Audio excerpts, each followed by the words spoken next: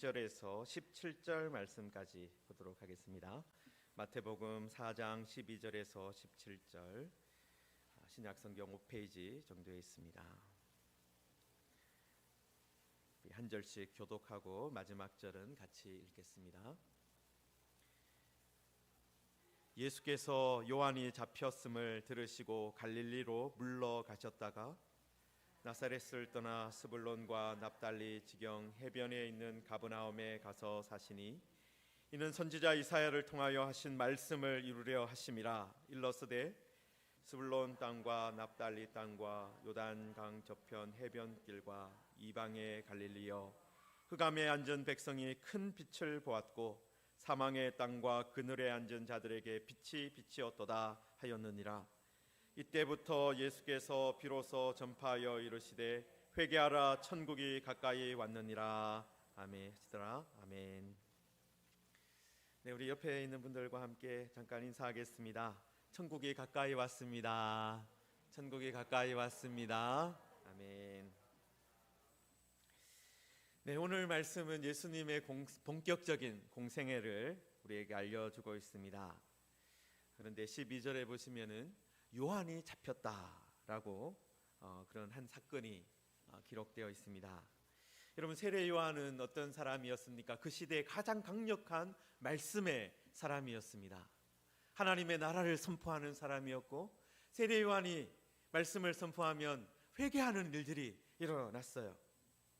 여러분, 그런데 그런 타협 없이 하나님의 말씀을 전했던 사람이 이 헤롯에 의해서 잡혔습니다. 여러분이 세례자 요한의 이야기가 마태복음 14장 1절부터 12절에 나오는데요. 마태복음 14장 3절에 보시면은 세례 요한이 왜 잡혔는지 나와 있습니다. 여러분, 세례 요한이 왜 잡혔습니까? 전에 헤롯이 그 동생 빌립의 아내 헤로디아의 일로 요한을 잡아 결박하여 옥에 가두었음이니, 이는 요한이 헤롯에게 말하되 당신이 그 여자를 차지한 것이 옳지 않다 하였습니다.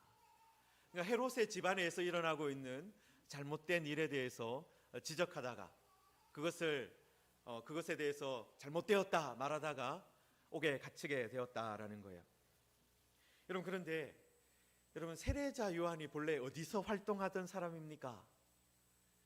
유대 광야에서 활동했던 사람이에요. 유대 광야에서. 여러분, 그런데 이 마태복음 14장에 따르면 누구한테 잡힌 거예요?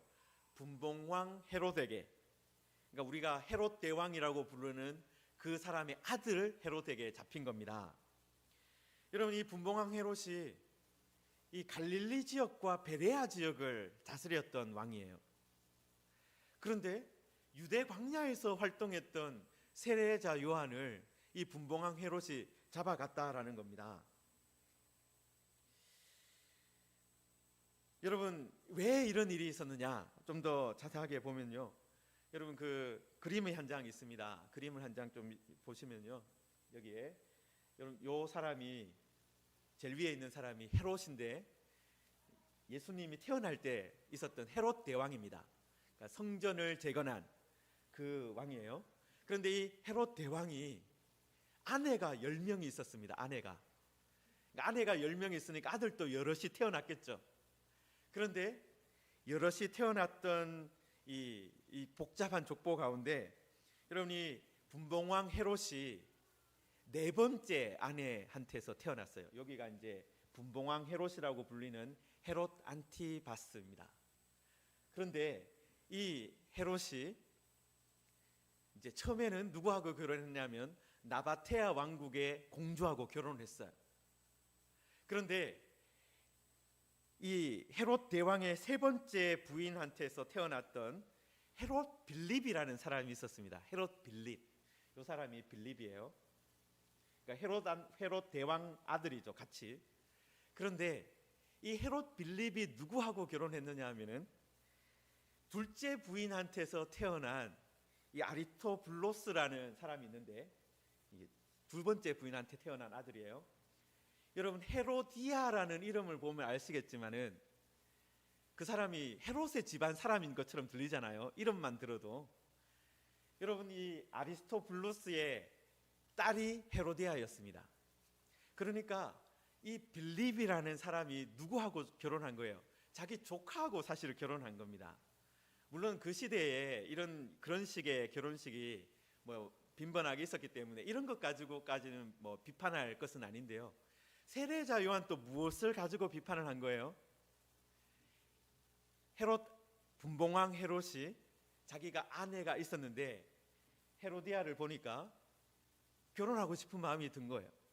그래서 이혼을 하고 자기가 결혼했던 이 나바테아의 공주를 쫓아내고 그 다음에 이 헤로디아와 이 결혼을 한 겁니다.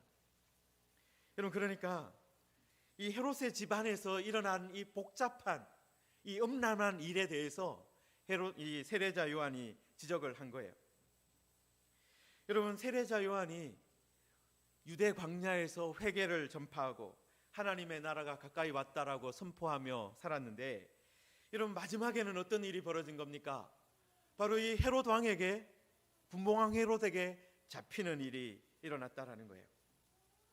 여러분, 그런데 세례자 요한이 잡힘으로 인해서 하나님의 나라 선포하는 일이 그러면 끝나버렸는가? 그렇지 않다라고 오늘 말씀에 나오는 겁니다. 세례자 요한이 잡혔는데 오히려 더 강력한 하나님의 말씀의 사람이 등장해서 하나님의 일을 계속해서 해 나갔다라는 거예요. 여러분, 오늘 12절 말씀에 보시면 요한이 잡혔다는 소식을 듣고 예수님께서 갈릴리로 물러가셨다라고 되어 있습니다. 여러분, 갈릴리는 아까 말씀드렸지만 이 분봉왕 헤롯이 다스리는 지역이에요. 어떻게 보면 그곳을 피하는 것이 더 안전하겠죠. 그렇죠? 회개를 외치고 하나님의 나라 가까이 왔다는 것을 선포했던 세례자 요한을 잡아 가둔 왕이 다스리는 지역이 갈릴리와 베레아인데, 예수님께서 어떻게 보면 그 지역을 피해 가지고 다른 데로 가시면 더 좋을 것 같은데 오히려 그 갈릴리 지역으로 물러가셨다라는 거예요. 여러분, 이것을 보면은 예수님께서 안전을 위해서 갈릴리로 가신 것이 아니다라는 것을 알 수 있습니다. 자신의 몸을 안전하게 지키려면 오히려 분봉왕 헤롯이 다스리는 곳을 멀리 떠나는 것이 좋습니다. 그런데 예수님께서 그곳으로 가셨다라는 것은 예수님께 다른 의도가 있다라는 거예요. 여러분, 예수님께서 어떤 의도를 가지고 갈릴리로 가셨습니까? 여러분, 13절과 14절에 보시면은 나사렛을 떠나 스불론과 납달리 지경 해변에 있는 가브나움에 가서 사시니 이는 선지자 이사야를 통하여 하신 말씀을 이루려 하심이라라고 되어 있어요. 지금 예수님께서 갈릴리로 가시고 특히 가버나움 땅으로 가신 이유가 무엇이라는 거예요? 하나님의 말씀을 이루기 위해서다라는 거예요. 여러분, 예수님은 어떤 분이십니까? 말씀을 이루는 길에 진심이신 분이세요. 예수님의 삶 전체가 어떤 것입니까? 하나님의 말씀을 이루는 거예요. 여러분, 가버나움은요 어떤 곳이냐 하면 이 갈릴리 호수 북쪽에 있는 그런 도시입니다. 지도를 잠깐 하나 보겠는데요. 여러분, 지도를 보시면은 여기 지금 지도를 일부러 이렇게 눕혀 놓았습니다. 이쪽이 북쪽이에요. 갈릴리 호수가 있는, 그리고 사해가 있는 쪽이 남쪽입니다. 여러분, 여기 보시면은 이 갈릴리 호수 북쪽에 이 길이 하나 있는데 길이 마주치고 이제 해변 쪽으로 내려가잖아요. 여러분, 여기 갈릴리 호수와 길이 마주치는 데가 바로 가버나움입니다. 그러니까 가버나움은 어떤 곳이에요? 큰 길이 지나가는 그런 도시입니다. 그런데 이 길이 이 북쪽으로 계속 이어지면 어디로 갑니까? 우리가 지금 시리아의 수도인 다마스커스, 지금 성경에는 다메섹이라고 부르는 그 도시로 이어져요. 그리고 다메섹에서 더 올라가면 이제 바벨론이나 또 페르시아 쪽으로 이어지는 길이 있습니다. 그러니까 그 북쪽 큰 도시들을 거쳐서 이 남쪽으로 계속해서 내려가면 또 어디로까지 연결되겠습니까? 이집트까지 내려가는 거죠. 그러니까 그 길이 있는 그 길목에 가버나움이 있었다라는 겁니다. 여러분, 그러니까 그렇게 중요한 곳이니까 그곳에 로마 군대도 주둔하고 있었고요. 그리고 그곳에 많은 이방 사람들이 함께 모여서 살고 있었습니다. 여러분, 그래서 예수님께서 이 가버나움에 가신 것이요, 그것이 그냥 단순히 안전한 도시다, 아니면 살기 좋은 곳이다, 그래서 간 것이 아니라 말씀을 이루기 위해서 가신 것이고, 여러분, 특히 그 말씀이 어떤 말씀을 이루기 위해서 가신 거예요?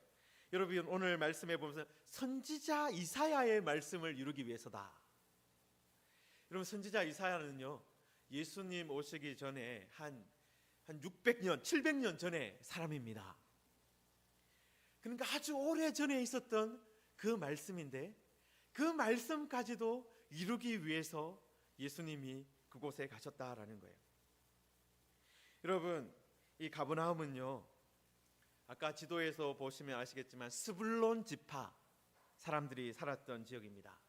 또 그 아래쪽에 가면 납달리 지파 사람들이 살았어요. 여러분, 그런데 이 스불론과 납달리 지파 사람들이 어떤 일을 당했느냐 하면, 열왕기하 15장 26절에 보시면은 이스라엘 왕 베가라는 때에 누가 찾아왔느냐 하면 아수르 왕 드글랏 빌레셀이라는 사람이 와서 이 갈릴리 지역을, 스불론과 납달리 지역을 점령을 했습니다. 그리고 그 땅의 백성들을 포로로 잡아갔어요. 여러분, 그러니까 아수르라는 나라가 북쪽에서 내려와서 가장 먼저 정복하고 포로로 잡아간 곳이 어디라는 거예요? 바로 이 스불론과 납달리 지역이었다라는 거예요.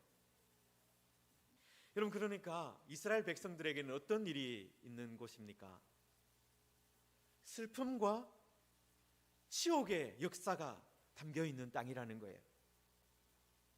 하나님의 백성, 이스라엘 백성들이 하나님 앞에 잘못하다가 포로로 잡혀가는, 가장 먼저 전쟁에서 지고 포로로 잡혀가는 일이 벌어진 땅이었다라는 것입니다.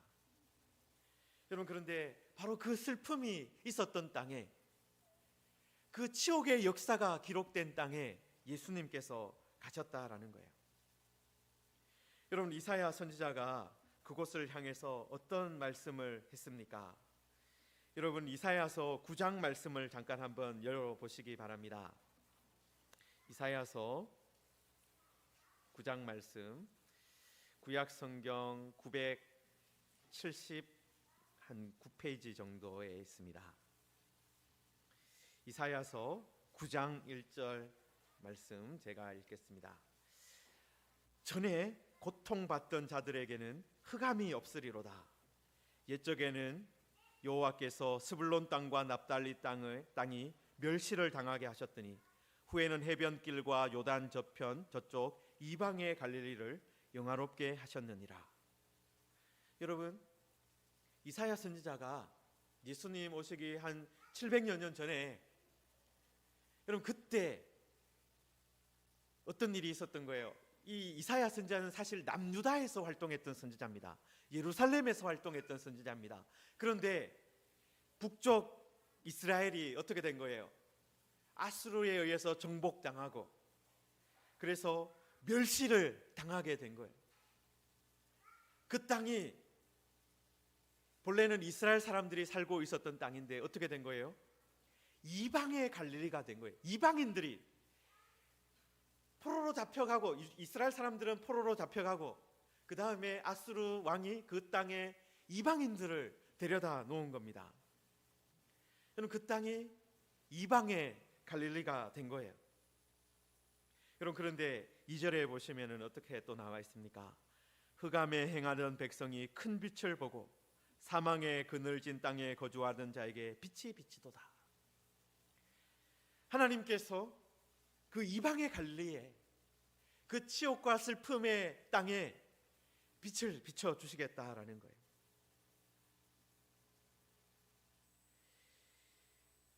여러분, 그런데 이 일이 어떻게 이루어집니까? 여러분, 이사야서 9장 조금 더 내려오시면 9장 6절이 나오는데 우리가 잘 아는 말씀이 나와 있습니다. 이는 한 아기가 우리에게 낳고 한 아들을 우리에게 주신 바 되었는데 그의 어깨에는 정사를 메었고 그의 이름은 기묘자라 모사라 전능하신 하나님이라 영존하시는 아버지라 평강의 왕이라 할 것임이라. 누구를 통해서 이 일이 일어난다는 거예요? 하나님의 왕이, 평강의 왕이 와서 그 땅을 이방의 갈릴리에게 빛을 비추고 그 땅을 새롭게 한다라는 거예요. 여러분, 우리들은 이 이사야서 9장 6절 말씀이 다른 분을 가르치는 것이 아니라 바로 예수님을 가르친다, 그렇게 믿고 있습니다. 예수님께서 오실 것을 예언하는 것이 바로 이사야서 9장 6절이었다는 거예요. 여러분, 바로 그 말씀을 이루기 위해서 예수님께서 가버나움에 가신 것입니다. 한 아기의 탄생을 통해서 하나님의 나라가 온전히 회복될 것이다. 이 납달리 땅, 스불론 땅이 이제 하나님의 나라가 될 것이다. 하나님께서 보내신 평강의 왕이 찾아왔다. 그것을 예수님께서 선포하신 것입니다. 성도 여러분, 예수님은 그 땅이요, 가버나움이라는 그 땅이 어둠과 사망과 슬픔을 상징하는 땅이라는 것을 알고 계셨습니다. 그 땅이 어둠의 땅이고 이방인에 의해서 짓밟혔던 땅이고 지금 또 어떻습니까? 로마의 군대가 주둔하고 있고 또 많은 이스라엘 백성들이 주류가 아니라 어떻게 보면은 이스라엘 백성들보다는 이방인들을 위한 그런 지역이었다는 것을 예수님께서 알고 계셨어요. 여러분, 그런데 그 어둠과 사망으로 상징되는 그 땅에 예수님께서 가신 이유가 무엇입니까? 예수님께서 그곳에 가셔도 삼켜지지 않기 때문에 가신 거예요. 어둠의 땅에 가셔도 어둠에 삼켜지지 않고 사망의 땅에 가셔도 사망에 삼켜지지 않기 때문에 예수님께서 그곳에 가신 겁니다. 여러분, 제가 새벽 기도를 마치고 아침 묵상을 정리해서 올리고 나서 보통은 산에 갑니다. 관악산에 올라가는데요. 여러분, 이제 겨울이 되면서 해가 점점 짧아지지 않습니까? 이 동지 때가 되면 이제 제일 짧아지고 지금은 조금씩 이제 해가 길어지고는 있는데요. 이 산에 올라가면서 이제 제가 뭐 1시간 정도 올라갔다가 내려오기 때문에 1시간 올라가는 게 아니라 30분 정도 올라갔다가 30분 내려오기 때문에 이렇게 산 꼭대기를 가는 건 아닙니다. 그래서 뭐 그렇게 큰 준비물이 필요가 없어요. 뭐 물을 가져가지도 않고 뭐 간식거리를 가져가지도 않습니다. 그런데 해가 자꾸 짧아지면서 꼭 가져가야 되는 것이 하나 생겼어요. 뭐겠습니까? 이 손전등을 가져가게 되었어요. 왜냐하면 너무 어두컴컴하니까 자칫 잘못하면 이 돌뿌리에 걸려 넘어지면 크게 다치겠더라고요. 그래서 이 전등을 가지고 갑니다. 여러분, 그런데 산을 오르다 보면은 한 20분 정도 산을 오르다 보면 이제 저 청계산 쪽에서부터 해가 떠오르기 시작해요. 그래서 그때가 되면 또 어떻게 됩니까? 이제 전등이 필요 없는, 그래서 이제 오히려 선글라스가 필요한 그런 시간이 찾아옵니다. 이제 큰 빛이 이제 떠오르는 거죠. 여러분, 그것처럼 이 마태복음은 예수님께서 큰 빛으로 오셨다. 예수님은 빛이시다. 예수님이 오시면은 아무리 어둡던 곳이라 하더라도 그곳에 빛이 가득하게 되고 어둠은 물러가게 되고 사망은 무너지게 된다. 그 말씀을 하고 있는 거예요. 여러분, 사실 우리가 흑암 가운데 있으면, 어둠 가운데 있으면 어떻습니까? 무엇이 있는지 잘 몰라요. 길에 무엇이 있는지 잘 모릅니다. 또 옷에 무엇이 묻어 있어도 잘 볼 수가 없어요. 분간할 수가 없어요. 빛이 있어야 길에 무엇이 있는지, 또 옷에 무엇이 묻어 있는지 알 수 있습니다. 여러분, 그런데 예수님이 어떤 빛이라고 이사야가 예언했고 또 마태복음도 말씀하고 있는 거예요. 그냥 빛이 아니라 큰 빛이다. 그냥 손전등을 가지고 조그맣게 비추는 그런 것이 아니라 온 산을 밝게 하는 큰 빛이다. 그렇게 말씀하고 있는 겁니다. 여러분, 이 헬라어로는 포스 메가라고 돼 있어요. 포스가 빛이고 메가, 여러분 메가 이런 말 들으면 크다라는 말이라는 거 알 수 있잖아요. 엄청나게 큰 빛이다 이야기를 하고 있는 겁니다. 어떤 것까지도, 어떤 것이라도 다 투과해 버리는 그런 강력한 빛이라는 거예요. 여러분, 사람의 눈으로 볼 수 있는 빛을 가시광선이라고 그런 말을 합니다. 가시광선, 우리가 볼 수 있는 빛이라는 거죠. 여러분, 그런데 사람이 볼 수 없는 빛이 있어요. 빛은 빛인데 사람의 눈으로 볼 수 없어요.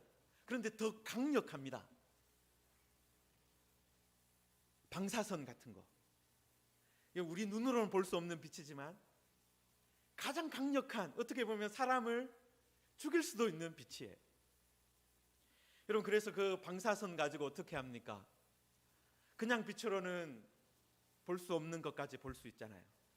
그 방사선을 통해서 사진을 찍으면 어떻게 됩니까? 우리의 몸속에 있는 뼈까지 볼 수 있는 거예요. 뼈에 금이 가 있는지, 문제가 있는지 볼 수 있는 겁니다. 몸속을 들여다 볼 수 있는 거예요. 여러분, 예수님은 바로 그런 큰 빛이다라는 거예요. 모든 것을 꿰뚫어 보는 그런 빛이다라는 겁니다. 여러분, 그래서 예수님께서 어떻게 말씀하는 거예요? 회개하라, 천국이 가까이 왔느니라 말씀하고 있는 겁니다. 여러분, 사람이 회개하려면 사실은 어떤 것을 알아야 됩니까? 내가 잘못했다는 것을 알아야 돼요. 나에게 문제가 있다는 것을 알아야 합니다. 나에게 끔찍한 문제가 있다는 것, 내 안에, 내 마음에 사람을 더럽게 하는 것이 가득 차 있다는 것을 알아야 해요. 여러분, 그런데 사람들은 그걸 모른 척하며 살아갑니다. 빛이 없기 때문에, 어두운 가운데 살기 때문에 그런 거 무시하면서 보통 살아가요. 여러분, 예수님은 큰 빛으로 오셔서 우리가 어떤 상태인지를 알려주십니다. 여러분, 우리가 예수님 곁에 있으면 무엇을 발견하게 되는 거예요? 내가 죄인이구나. 여러분, 그래서 주여, 나는 죄인입니다. 나를 떠나십시오. 예수님을 만났던 사람들 중에 많은 사람들이 그렇게 말을 했습니다.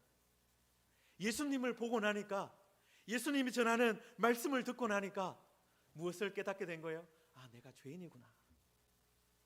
내가 그전까지는 괜찮은 사람인 줄 알았는데, 내가 스스로 하나님 앞에 나갈 수 있는 그런 사람인 줄 알았는데, 예수님 앞에 서니까, 예수님의 말씀을 들으니까 내가 죄인이었구나. 내가 본래는 하나님 앞에 갈 수 없는 사람이었구나 알게 되었다는 거예요.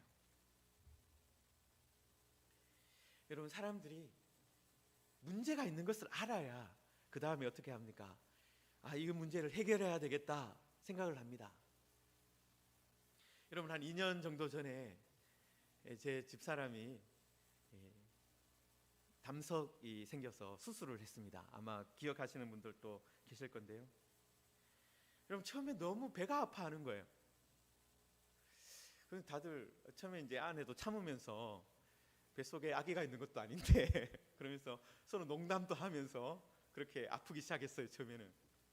그리고 저도 맹장도 뗐는데 이미 맹장도 없는 사람이 왜 또 배가 아픈 것인가 그러면서 다들 처음에는 약간은 농담도 하면서 그렇게 지냈어요. 그런데 점점 아파지면서 도저히 참을 수 없는 이제 순간이 찾아온 거예요.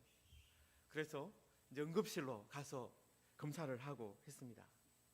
여러분, 그러면서 이제 무엇을 알게 된 거예요? 이 담낭 속에 돌이 생겼다. 여러분, 그런데 이 담석이 있다라는 것을 알게 된 그 순간부터 어떻게 되겠습니까? 일이 일사천리로 진행되는 거예요. 그 전에 문제가 무엇인지 몰랐을 때는 그냥 끙끙 앓고 있다가 좀 배가 아픈데 이게 무슨 일일까? 그렇게 했다가 그 다음에 이게 담석이구나 아는 순간부터는 그냥 자동적으로 그 다음에는 무슨 일을 해야 된다. 수술 날짜를 잡고 수술 시간을 선생님을 정하고 그 다음에 수술 받으면 된다. 그게 그냥 차례대로 이제 정해져 있는 거예요.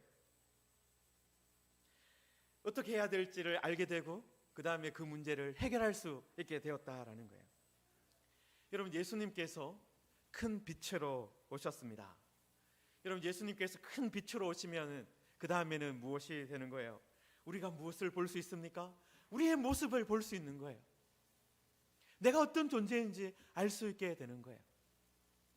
회개하지 않으면 하나님의 나라에 들어갈 수 없는 사람이라는 것을 알게 되는 것입니다. 그 전까지는 그냥 아무렇지 않게 살았지만은 예수님이 오시는 순간, 예수님의 말씀을 듣는 순간 내가 지금 서 있는 이 시간이 어떤 시간인지 알게 되는 거예요. 여러분, 예수님께서 어떤 말씀을 하셨습니까? 회개하라, 천국이 가까이 왔느니라 말씀하셨습니다. 여러분, 예수님은 우리를 위해서 어떻게 오셨습니까? 큰 빛으로 오셔서 우리를 빛 가운데로 데려가시고, 특히 어디로 데려가십니까? 천국으로 인도하기 위해서 오셨다라는 거예요. 빛을 비추고, 야, 너희들 문제가 많구나, 큰일 났다, 그래서 싹 쓸어버리고 없애시기 위해서 오신 것이 아니라, 우리를 없애시기 위해서 오신 것이 아니라 빛을 비추어서 우리의 문제를 드러내고 그 문제를 해결하시고 그 다음에 우리를 하나님의 나라로 인도하시기 위해서 오셨다라는 거예요. 그냥 단순히 심판만을 위해서 오신 것이 아니라 구원을 위해서 오셨다라는 겁니다. 여러분, 그리고 여기 천국이 가까이 왔느니라라는 이 왔다라는 말이요, 헬라어로 엔기조인데요, 현재 완료형입니다. 현재 완료형. 여러분, 완료형이라는 게 우리가 영어를 공부해 보셔도 아시겠지만은 이미 와 있을 때, 이미 그것이 영향을 주고 있을 때 그 사용하는 시제예요. 여러분, 다시 말해서 예수님이 오심으로 인해서 어떤 일이 시작된 겁니까? 천국이 먼 미래가 아니라 이미 예수님과 함께 왔다라는 거예요. 예수님과 함께 여기에 왔으니까 빨리 결정해야 된다라는 것입니다. 여러분, 공간이 넓으면 틈이 많이 있으면 운신할 폭이 있습니다.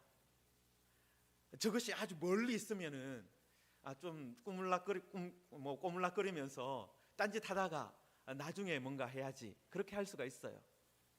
여러분, 그런데 코앞에 와 있으면, 이미 와 있으면 어떻게 해야 됩니까? 다른 것을 할 겨를이 없는 거예요. 빨리 결정을 해야 되는 거예요.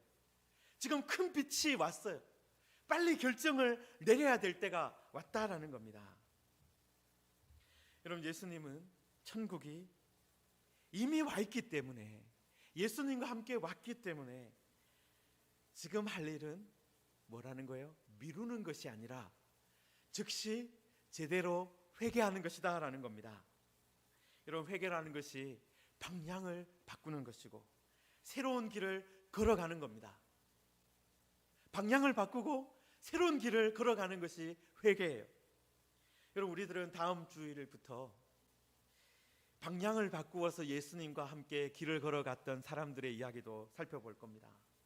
여러분, 시몬과 안드레가, 야고보와 요한이 바로 그렇게 했던 첫 번째 사람들이었습니다. 여러분, 그들도 예수님을 통해서 어떻게 한 거예요? 큰 빛을 본 거예요. 여러분, 그 전까지는 이 사람들도 아무 문제 없이 그냥 잘 살고 있었습니다. 나는 괜찮은 죄인이라고 생각하면서 살고 있었습니다.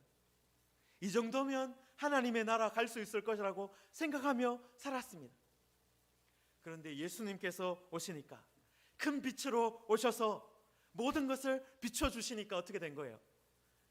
지금 내가 이렇게 살아서는 안 되겠다. 즉시 선택을 해야 되겠다. 즉시 회개해야 되겠다. 즉시 돌이켜서 새로운 길을 걸어가야 되겠다. 예수님과 함께 해야 되겠다.